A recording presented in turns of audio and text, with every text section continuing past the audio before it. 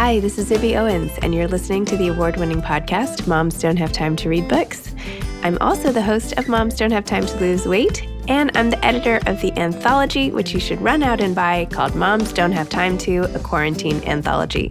All proceeds of that book go to COVID-19 vaccine research. And I'm the editor-in-chief of Moms Don't Have Time to Write, a new publication on Medium, and we're accepting submissions, so please send your personal essays there. And if all that isn't enough, you can follow me on Instagram at Zibby Owens, and my website is zibbyowens.com. Okay, now back to this amazing podcast. Jenny Lisk is the author of Future Widow, Losing My Husband, Saving My Family, and Finding My Voice. Jenny is a best-selling author and widowed mom who is dedicated to helping widowed parents increase their family's well-being. In her book, Future Widow, Jenny draws on her personal and professional experience to provide a real-life guide for surviving and thriving while raising grieving children. Her show, the Widowed Parent Podcast, draws on over 100 interviews with experts, seasoned widow parents, and people who lost a parent at a young age. It brings much-needed resources to widowed parents, helping them feel less lost and alone. Jenny's work has been featured in the Washington Post and Parent Map. Welcome, Jenny. Thank you so much for coming on Moms Don't Have Time to Read Books to discuss Future Widow, Losing My Husband, Saving My Family, and Finding My Voice. Oh, thank you so much, Zibby. I've been looking forward to this all week. Oh. All month. Yes, it's been fantastic. I've had this on my bedside for the past, week or so as I've been reading it. And my husband's like, is there something I should know? Anyway, so yeah. Yeah, I didn't really think of that when I named it, but the title was just too perfect. So I don't think I would change it even if I'd thought of that. But yeah, that's an interesting reaction. No, I know. And I know, it came, I'm assuming it came from when you were invited to that group in the hospital and you were like, is this the Future Widows group or something? Right? Is that when it? Yeah. Well, two things. There's that. And then also I felt like, I was very much in the spotlight during this 8 months. My husband was sick, particularly, we had a large community following us, helping us, supporting us, which was terrific. And I felt very much in the spotlight. And so I would go to pick up the kids at school. And I remember walking around feeling like, in the Scarlet Letter, Hester yes, print, that's right. Big yes. A, I remember that section. Right? Yes. I felt like I had an FW on my shirt, Future Widow. And like I was walking around and people would probably be thinking very nicely, right? Oh, there's that poor woman. She's going to be a widow soon. Right. And everybody was super nice. It wasn't that, it was probably more me, right, feeling it. But that was definitely part of this sense. And I think what made sense for the book title as well. I do remember the Hester print section of your book. And I totally understand that feeling where people know what's going on and they don't know what to say and they don't know what to do. And, there's something and you can just feel, it's like the porcupine pricklers come out of everybody. Do you know what I mean? Like it's something just is like, whoosh, like this extra sensitivity. So anyway, I totally understood that. Maybe I should back up and have you explain to listeners a little about, I know your subtitle kind of sums it up, but what this book is about, how you decided to turn your CaringBridge entries into this memoir, and what else they should know about it before I ask you like a zillion other questions. Yeah. Gosh, how long do we have? We could talk all day. I know. Well, let's see. Okay, so just to kind of set the background a little bit here. So my husband Dennis had glioblastoma, which is a very, very aggressive type of brain cancer. I had never heard of it before. Now we've heard, John McCain. Actually, I think the anniversary of his death was like yesterday or the day before. Beau Biden died of the same thing. So it's become a little bit more heard of these days. But it started for us when he just was feeling a little dizzy, right? No big deal. In fact, I had dropped off my son. It was a busy Friday, right? You're a mom. You know how it goes. You're running your kids around. You come home. He's just come home from work. He's sitting on the couch and he has this funny look on his face. And I actually thought he looked kind of pissed off about something. Like maybe something had gone wrong during the day. Like I knew something was wrong, but I didn't know what. So I said, hey, what's going on? Well, I've been feeling a little dizzy lately. Well, dizzy. Okay. Maybe he's dehydrated. Maybe he hasn't gotten enough sleep, right? Who knows, right? We had this whole conversation about maybe he should call his doctor. What had he been noticing? Blah, blah, blah, as you might do. I went out and got takeout. It was a Friday night, right? So I wasn't going to call his doctor. It would just be, does he need to go to the ER or something? He wasn't passing out. He wasn't having seizures. He wasn't, nothing dramatic. I went and got takeout, came back. And then, of course, I'm like, okay, how you doing? Right? How you feeling? And he looks at me and he says, oh, I'm okay. But I've been feeling a little dizzy lately. looked at him and I was like, what? And I said, so I'm calm on the outside, right? You just told me that. And he said, I did. And I'm like, oh my God, what is going on here, right? And yeah, 20 minutes ago, we were sitting right here, et cetera, et cetera. And he said, really? So then I'm thinking, okay, this is too weird. I don't think he's pulling my leg here, right? But then he was totally normal. Cognitively seemed normal. So I'm thinking, am I overreading the situation? Am I imagining things, right? Second guessing myself. Fast forward, I observed him for about a week of this getting progressively worse. And I was like, all right, I'm calling his doctor. Because he had called, of course, and they're like, yeah, come in 3 weeks. I'm calling the doctor. I'm stepping in and saying, look, this is what I'm seeing. And they said, bring him in today. They said, let's get an MRI. Then they said, actually go back and see the doctor right now. We're not going to do the normal. We'll call you in 2 days, right? The doctor says, well, there's something really wrong with your brain. Now, we went in, this is primary care, right? We went in thinking there was a little side effect of some medicine, no big deal. There's something really wrong with your brain. I don't want to scare you. It might be glioblastoma. I'm like, what's glioblastoma? You have to go see the neurosurgeon tomorrow. So fast forward, we see the neurosurgeon. He says we're doing surgery the following day.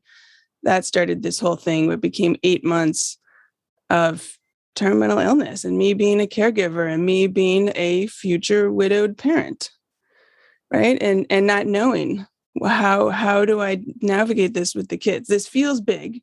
This feels like it's going to impact them. It will obviously is going to impact them in some way forever. How do I do this so hopefully it doesn't destroy them? It's always going to be part of the story, right? But how do I do this so with a better outcome than a less good outcome? And ended up creating a Caring Bridge journal and blogging out. I'm rambling on and on here. Which direction do you want to go? No, I love it. I mean, it's great. I got a lot of, it's great. People listening should hear it because that's a lot of the book is you're telling the story. And that's the way you tell the book. That's the way you wrote the book too. It's as if we're talking to you now. This is like a perfect, sample preview of the book because it's all in your voice and you can just hear you talking. Like I knew this is how you would talk when I met you, which is great. I love that. That is so funny. So that's awesome. Well, that's great. I'm glad that came across. Thank you. I didn't know that, but that's terrific. It's true. I'm sorry. I cut you off. No, it's fine. So many things. One, the thing that I found one of the things I found compelling is how even though this book is about being a future widow, there was so much about your children and what it would mean to you, as you just said, to be a future parent of a child who also had lost a parent, right? Like, so that was in the top of your consciousness all along. And even the way you talked about, in that situation, like this person had my kids and then I worried about my kids. And then they came this one time and I didn't think that they should see my husband. And then they had a tantrum and like all these realistic things. Because as we're doing anything in life, even something as gutting and all encompassing as the loss of a spouse, like it's hard to let go of the logistics of the kids, right? And all of that stuff that is always like, it's like the ball, like in the pool, like you're playing, like keep it up with the ball. You know what I mean? Like you're still, you don't want that stuff to drop. Right. And so I loved how you integrated that into your story. Well, thanks. And so speaking of Caring Bridge, so my sister suggested that I start Caring Bridge, which of course I was familiar with because I've had a lot of people in the community use it for things like this. And I thought, no, I'll just send some text updates here and there and some emails. And pretty quickly it became obvious that was just not going to work. I was, you can only copy paste text so many times, right? And so, all right, I'll start the Caring Bridge. And the first entries were very matter of fact. Like, he had surgery and now he's eating and maybe he'll come home next week. But what happened was over time, and I didn't realize this, it really became my vehicle kind of for reflecting and for sharing out, speaking to my corner of the world. We had a lot of people who wanted to support us and who wanted to follow along. And I needed that support. We had a lot of meals, rides, dog walks, you name it, all these things.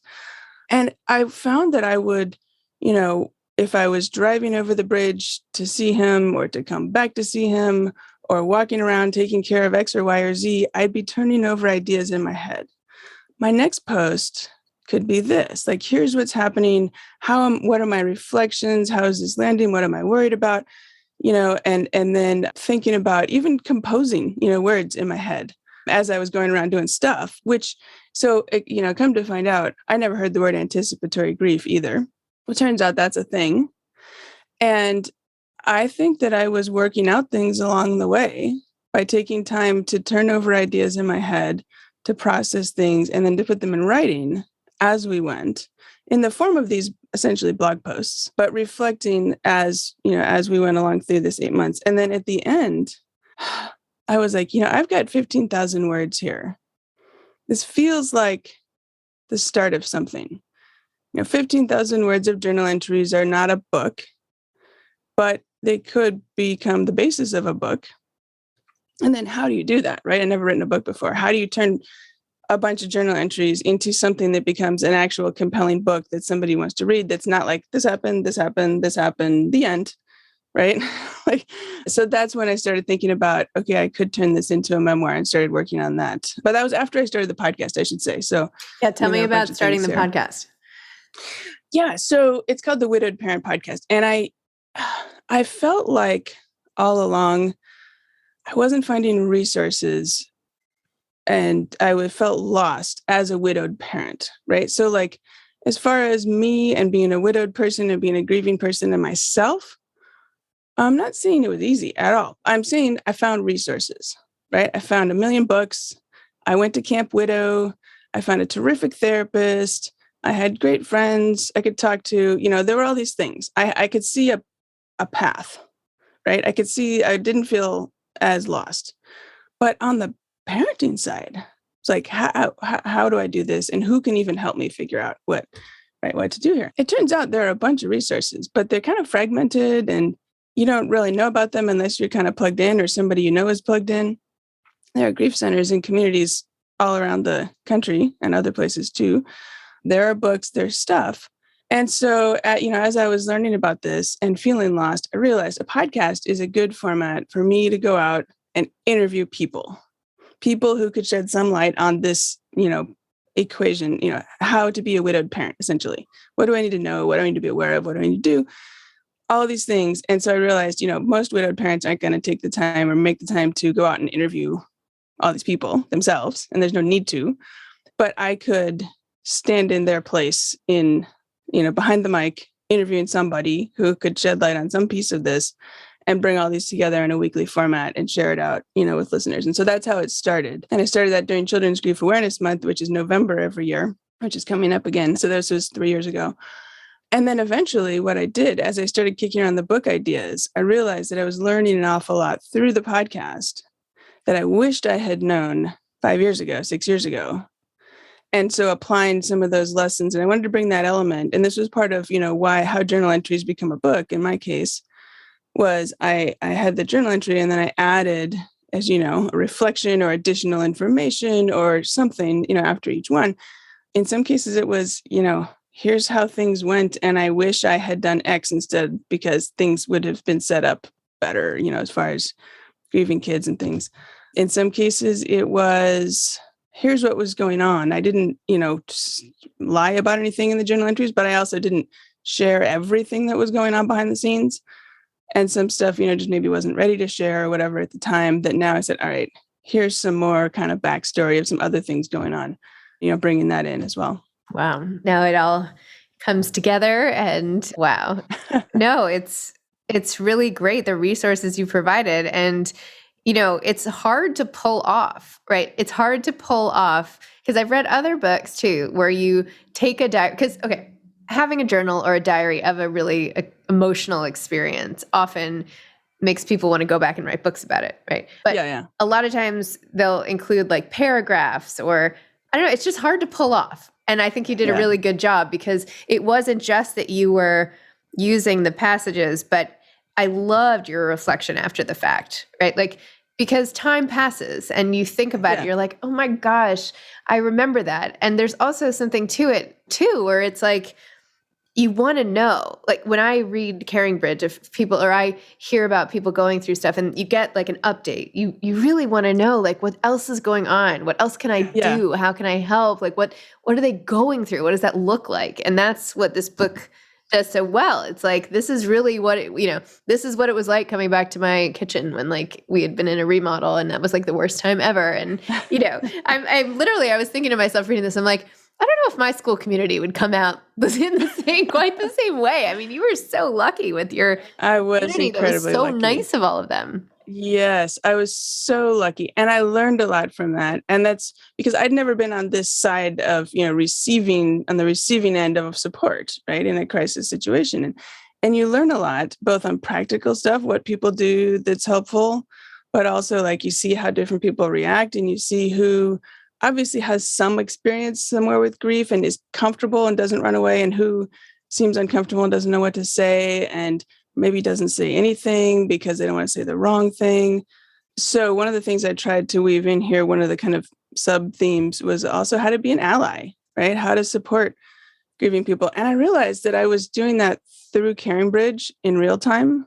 And I was deliberate about that. And then I was deliberate about doing that here too, and trying to, I'm not hitting people over the head with it, but showing an example. And I've had readers who are not widowed parents who read it anyway, who say, whoa, I've learned so much about supporting my friend who's going through cancer, or my friend whose husband just died, or et cetera, of how to be a good ally, just, by reading my story and, and those elements too. You have a tip that I always forget, and so important too. Instead of asking people, how are you? It's how are you today? Like, how's your day going today? Yeah. Because often you can't think past that. And that's, when you shared your train of thought with, do I really want to go into the whole thing? Does this person need to hear the whole thing? Like, how am I feeling? Like, you're like, I had 57 thoughts in half a second. And then I ended up just saying, fine. Exactly. Yes, exactly. And fine was not accurate. Right. Of course not. Right now, listeners can't see I'm doing air quotes here. Fine. But there was no other answer that was really possible, even though it wasn't accurate or helpful to me, to them, to anybody. And somebody asking really did care and want, usually to know. But it just would create fits of uncertainty in me. So I hate that question. It took me a long time before. Now I'm kind of back to where someone says, how are you? And now I can be like, fine, because it's become one of those questions in society. It's not even really a question. How are you? Fine. How are you? Fine. Okay, good. And you move on. Right. And for a while, though, it was not, it was an actual question to me. And it was just terrible. Yeah. It's like in French, they say like, ça va? And all you're supposed to say is ça va, right? Like, you okay? I'm okay, right? Like, that's all they really need to do. It's the same thing. It's just like, it's a greeting. It's just a greeting, right? Nobody actually cares how you are. I mean, they might care, but then that's the next question. Right. No, I'm kidding. They do care, but that's not what they're, except not in that exchange. Right. Although the way you pointed it out was like, how are you? Right. Like you could tell that people were saying it like that. Like, how are with you? The head tilt. Yeah. With the head tilt. Head tilt, emphasis. Like you can tell me, right? Right. Let's really go there. And you're like, well, I don't know about that. Right. Well, and sometimes it's like, well, how much do they know? Have they read all the Caring Bridges and therefore they just want to know the latest, what happened in the last 2 hours? Yeah. Or do they only kind of know her husband has cancer and there's a problem, but they don't know the details. So I should just give some more summary information. And like parsing all that in a half a second and then figuring out what to say is just impossible. I like how you also said for all the people who came to help you, right? That's something that they needed to do too. Like you get a lot out of helping someone who needs help, right? Like I feel like people are very reluctant to ask for help in basically any situation. And then people are afraid to just pitch in because they don't want to overstep and all of this. Right. But if you just show up and do something, no one's ever going to get mad. Like no one's like, oh, that person was too helpful in my time of need. Right? Yeah. So I feel like people need to remember that when you have someone who's struggling, like right now, like there's probably someone listening who has somebody they know who's going through something or a family going through something. Because in today's world, I feel like everyone's going through something. Just send dinner. Just send something. Do something, right? I don't know. You might as well. Right. It can, and it'll make you feel good too. Well, and the thing that I've learned, one of the things that I've learned is that, everybody wants to fix it.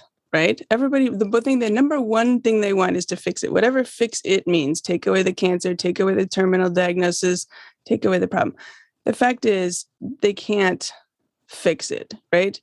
The doctors maybe can, depending on the situation, but your neighbor can't actually fix the underlying problem. But what they can do is fix the practical problems that you have. The fact that you need dinner tonight and you are spending all day at the hospital and then your kids have to be here and here and then you're going to be too tired and now you have a problem because you don't have dinner to eat, they can fix that.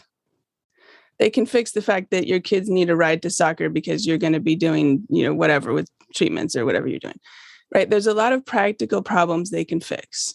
And that helps me handle things better, right? Yep. And I didn't really realize that before I was on this side of it. Because like you said, you feel like you don't want to overstep or interfere or whatever. And, I learned, when people would say, let me know if I can do anything to help. That's almost harder. And that's they your really burden now, right? Now it's my right. Because first of all, I might not know what I need. Yeah. Secondly, now I have to be worried about, well, okay, right this second, maybe I don't need something. But, when I do need toilet paper from Costco next Tuesday, if I call them, they're probably going to be in the middle of whatever they're in the middle of. And it's not, now I'm burdening them to, right, to do, I'm probably not going to call. But then you have to make them feel like, oh, thank you so much. And sitting here saying to yourself, well, now I'm not going to call you because I don't know what you really want to help me with. Yep. I don't know if you're a person that I should ask for shopping or for car pulls or for dinner. And it's too hard to figure it out. Right. But if someone says, I'd love to bring you dinner, is there a night of the week that's not covered? Yep. And you can say, yeah, and what's your kid's favorite food? Yep. And you can say, you know what, Wednesdays and sushi. And one person did this and he said, how about if I bring sushi the next, what's your favorite takeout place for sushi? I'll bring it the next 4 Wednesdays. Does that work for you? And I was like, oh my God, yes. Right. So that kind of thing. And because if it's a specific offer, yes, it's easier for me to evaluate, first of all, and it's easier for me to get a sense of what kind of things you might want to help with. And it's easier for me to say, well, no, I don't need the dog walked, on Mondays, but I do need them, her walked on Tuesdays. Right. And then they can say yes or no to that or whatever, right? Rather than kind of a more global, yes, let me know if I can do anything, which just puts the burden back on me, which is just really impossible to handle when you're already handling all these other things. Wouldn't it be great if people listening, if we could start some sort of like hashtag send dinner something, do you know what I mean? So that people, maybe all the people who are like on their walks today and they're hearing this conversation and they're feeling bad, maybe that they didn't do it before, or feeling empowered, like they could just go, you don't even have to make it yourself. Like you don't have to send a casserole or whatever they used to do. Like when I had a friend going through something, I went on Open Table or Seamless or whatever, and like sent them like a whole thing of pasta and pizza, like whatever. Who's going to turn? Yeah. So just, I would say, if there's somebody out there today, just go on Open Table or call your local takeout place and just have them deliver a pizza or something, and it will make their day. So anyway. Well, and you might want to check and make sure that they'll actually be home. Right. Okay, I mean, yes. So there's, well, yeah, but then that's a whole nother thing. I would just tell them to leave it on the thing. Like, yeah. Well, and so, along those lines, I remember one of my friends, she said, we had, somebody set up a meal train. And so people signed up for different nights and someone signed up for whatever day. And a couple days before that day, she said, my night is Thursday. I'm going to get pizza from, the good pizza place. What toppings do you like? And what time do you want it delivered? And so I told her, and she made all the arrangements, and the pizza showed up. So nice. And the kids loved it because you know what? They were tired of casseroles. Yeah. Or what you might call, other people's food. Right. As an adult, I'm like, somebody else's casserole? Great. Yeah. I didn't have to cook it. Great. Right. But kids, they often like, the food that's familiar and the food that their parents cook and the stuff that feels like home or whatever. And if it's somebody else's food, it feels maybe like you're visiting someone else's house. Yeah. I'm not sure I've ever even had a casserole. Have you? I have like the glass dishes. I've had like a frittata or something, but I don't think casserole. I don't know. Yeah. Anyway, my mom made a casserole when I was growing up called Jane's Dinner Dish, and that recipe is passed down through the years. So we do occasionally have casserole. We have like noodle kugel in that dish, like a kugel. Like anyway, I'm getting off topic here.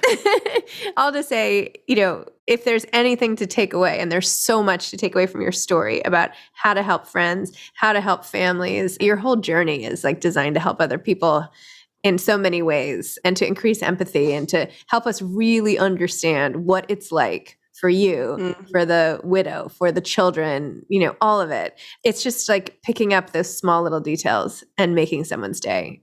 So it's something you can do. Anyway, so Jenny, what else? What are you doing? So you're doing your podcast. You have this amazing book.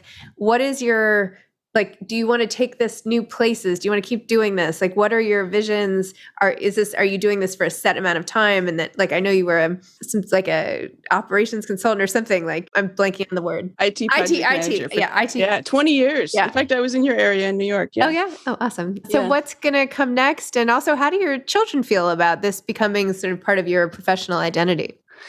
Yeah, well, interestingly, and there's 17 and 14, almost 15 now. They haven't read it yet. They're welcome to. I think they're in a phase where they don't pick up books as much. So, there's copies all over the house. They can pick it up whenever they want to. As far as what's next, oh my gosh, I have so many plans. In fact, I've heard you talking about your children's books and your anthologies. And I'm like, I'm just going to copy Zibby and follow whatever she's doing. Because I have planned in the works. I have a couple of anthologies. I think that's what I want to do next with widowed parents, with essays. And so I will organize the topics, write the introduction, the conclusion, and get contributions from widowed parents on some different themes. I think that's going to be the next project. And I think there could be different versions or volumes of that. Maybe one with, widowed dads, and one with hearing from people who lost a parent when they were young and hearing their reflections. And there's all kinds of flavors. So I think I have a few there. I have an idea for a line of children's books as well. And I think it's going to be called the Kids Like Me series or something like that.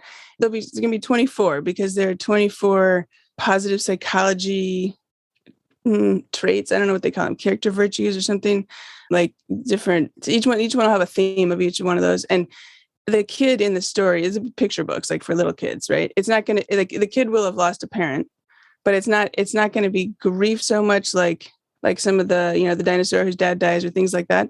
But it's going to be more like a problem, oh, my dad died. So who's going to teach me how to tie my shoe? And then that's the problem. And then they have to solve that by using one of the traits of positive psychology of I don't know, resilience or creativity or something. I haven't mapped it all out yet. I love it. Yeah, it's very cool. But I think it would align nicely. Yeah. And pulling in those, and, because an unexpected lesson, I learned that I'm creative. So therefore I can do X. And even though my mom died, I found whoever to help me, or I don't know, I haven't worked it all out yet, but I think that kids need to have those kind of examples of there are other kids like me who lost a mom or lost a dad that are in the world with also, real life problems and situations and stuff, and have that example, because a lot of kids feel really alone. Yeah. They don't know anybody in their school, in their neighborhood with a dead dad or a dead mom. They just, just based on how the numbers work out or whatever, they don't know anybody in their personal circles, which is one of the reasons why connecting kids with grief centers and grief programs is really useful, because then they are with other kids who get it and they can see that this is, normal for a subset of the population. There are other people going. They're not the only weird person in the whole world whose dad died or something, right? Yeah. And so I think I can do the same. I'd like to do the same thing through a line of children's books, the same kind of, messaging and framing around that. And then the real thing, not the real thing, I kind of view it as the magnum opus, the Widowed Parent Handbook, which will be the nonfiction book kind of companion to the Widowed Parent podcast. Love it. So the podcast interviews are a lot of the research inputs into that. I'm finding it tricky to think about an outline because it's not an easy question, right? It's not like if there was an answer, if I said, what do you need to know? Oh, if you know X, Y, Z, everything will be fine, the end. That would be an easy book to write, right? But there's a lot of different stuff to think about. And yet it's not that there's nothing, right? There's lots of useful information people need to know. So how do I come up with some kind of model and structure that? So anyway, that's all in the works. It's kind of a matter of well, what do I start first? Because these are all way too exciting. I know that energy. It's when you find your thing, you just can't stop. It's really exactly. Yeah. No, it's been a lot of fun, and connecting with amazing people, both on the topic side and on the podcasting aspect and on the writing aspect, kind of all these communities. Talking with people is a lot of fun, and just because deep down it's all about helping people who feel lost and alone, as I have had felt, and trying to get that message out and help people who can identify, with some of these challenges with information and resources, and help them feel less alone, and just try to make things a little, I don't know if easier is the right word, but you know what I mean. I know what you mean.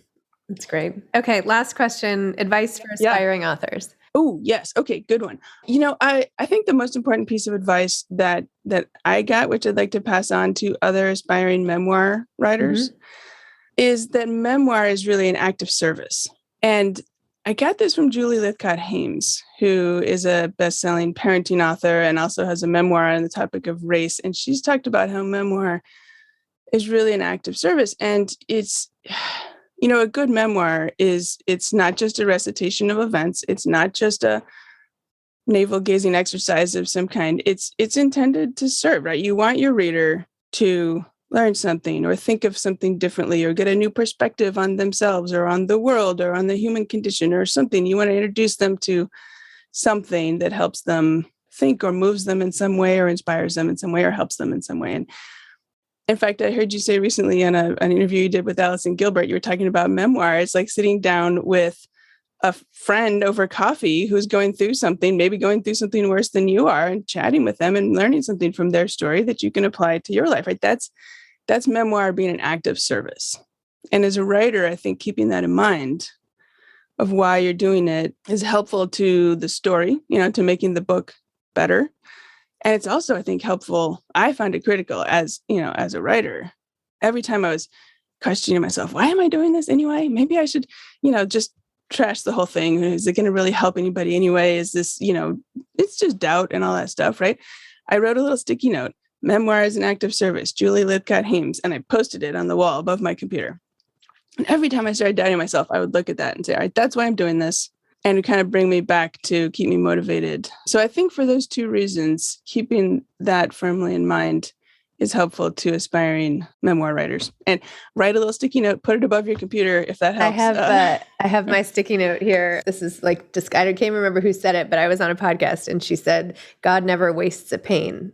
I just love that. Yeah. I don't know. Because it's like, why did this happen? What can I do about it? I need to do something. There was a reason. I have to get this out in the world. Anyway, so everyone needs a sticky note of something. Yes, for sure. Anyway, Jenny, it was so nice to meet you. I'm so sorry. I should have started off this podcast by saying how sorry I was for your loss. I meant to say that right away. And of course, I got distracted by your book and all of it. But, it was really great. I feel like I know your husband now too. Like it's a mitzvah what you did. You brought him out into the world. So anyway, thank you for everything. And I'm delighted to be connected.